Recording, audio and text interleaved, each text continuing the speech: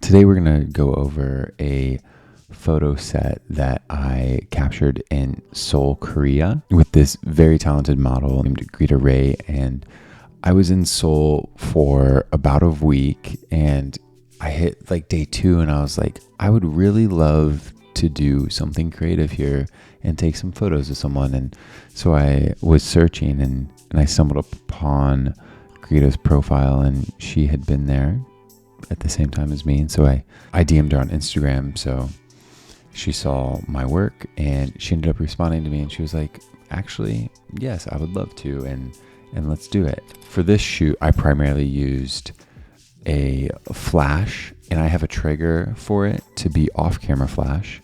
And then a Sony 24mm G Master f1.4 and the camera body was the Sony A7RV.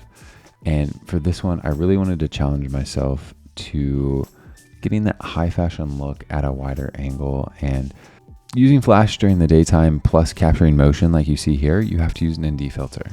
Time and time again, just really love that aspect of photography and having a little bit of motion so not everything's so perfect.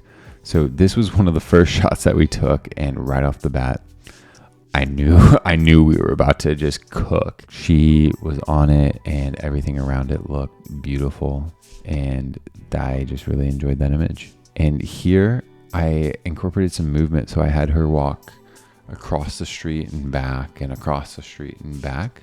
And a key there and prompt is have them like look around, like she's throwing her hands back here and then looking to her left with a slight little smirk here, right?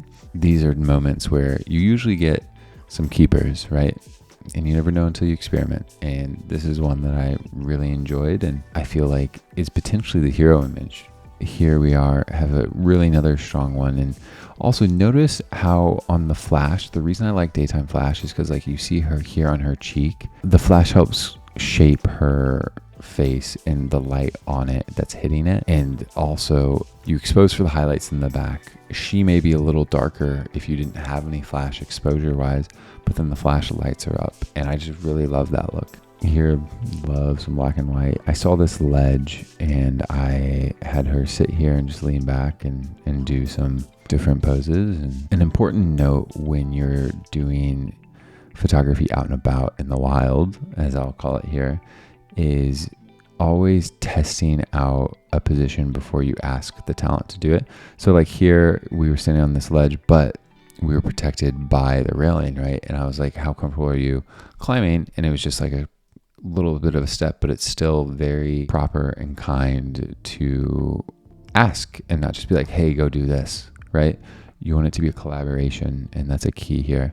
But I really enjoyed just the leading lines here, and I just think it's a really nice image. Here, I really wanted to do like the downward looking up, and then also in this alleyway, really loved that garage was unique to me because there was different color lines and I haven't really seen that too often, but then also the brick leading into nature, and just really enjoyed that movement. And then her eyes really pop here. If you see, yeah, it's further away, but to me, her one eye just looking back kind of just stands out.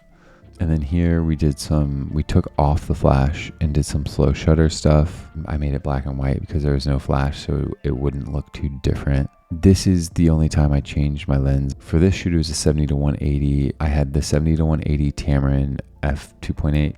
Don't always need the G Master or the most expensive ones. Anything will get the job done. And as you can see here, it looks really nice. And I wanted to get some tight profile shots of her. There was foliage behind her and I had her stand there because with her hair color, her skin tone and everything, with green in the background, she really pops as the subject, and really enjoyed this image. And then wanted to do like the paparazzi vibe flash. And so this was about at like 100 mil or 135 mil on the lens, and really turned the flash really way up because I was pretty far.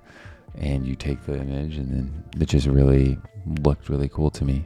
Last but not least, I have a Laowa 10mm lens with no distortion that I had recently picked up for this trip, and I brought it along with me. You just can get really cool perspectives, and like, she looks far away here, but I was so close to her. And then as you can see, it really accentuates your environment. This was an alleyway that was surrounding her. And so with the 10 mil, it just does a really good job of capturing everything and really isolating the subject within it. And I think that's one cool thing about super wide angle lenses, is you can get really creative with them and get different perspectives that you might not. I wanted to share this set of images with you and show you that you don't have to have a super fancy studio. You don't have to rent out a location that costs sometimes hundreds, thousands of dollars for the day. You can go out in your environment and search for cool areas and just get creative with your friends and make some pretty cool images, and also get out of your comfort zone and work with new people and be friendly. And you never know, might make some new friends or people that you're going to work with again in the future. Greta, I will definitely work with again whenever in the world we're in the same location. And yeah, you could have been doing anything and you decided to spend a little bit of time with me today. I appreciate you. Let me know if you have any questions or things that you want to see from me in the future. I hope you have a great day. Thank you. See you in the next one.